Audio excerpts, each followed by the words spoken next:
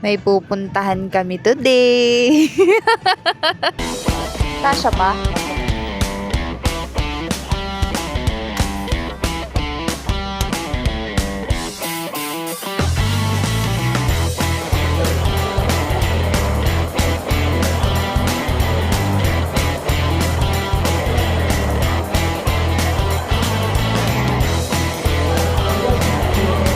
Ay na? Grocery tayo.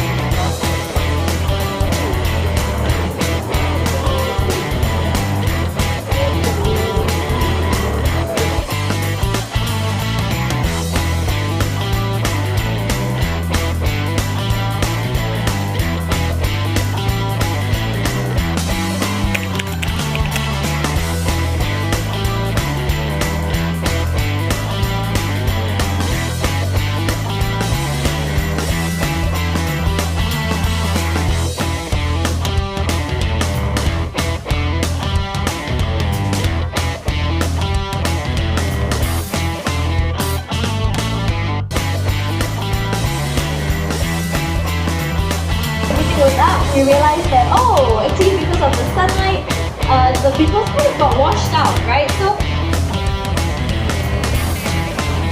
Hi! Sasama mo, Brent? Yay! Nakaupo na ako sa wakas. Kuha na kami ng after 1 hour ng pag-iikot. Ayan, bibili na siya. Nakapag-decide na siya anong bibili niya.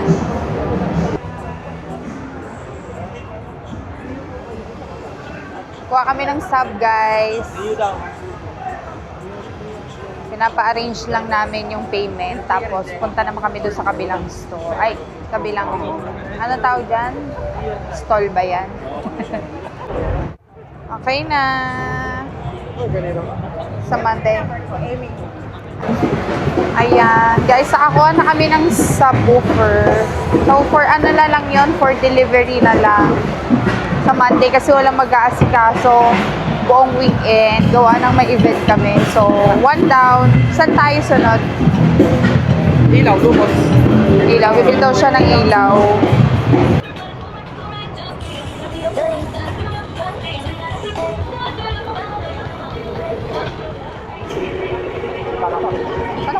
Ayan na. Ayun na, tama na ang bili. Sayang, naubusan kami. First day pa lang to, guys. Hindi na kasi kami makakabalik tomorrow, tsaka ng 15 kasi Puro event. meron kaming event.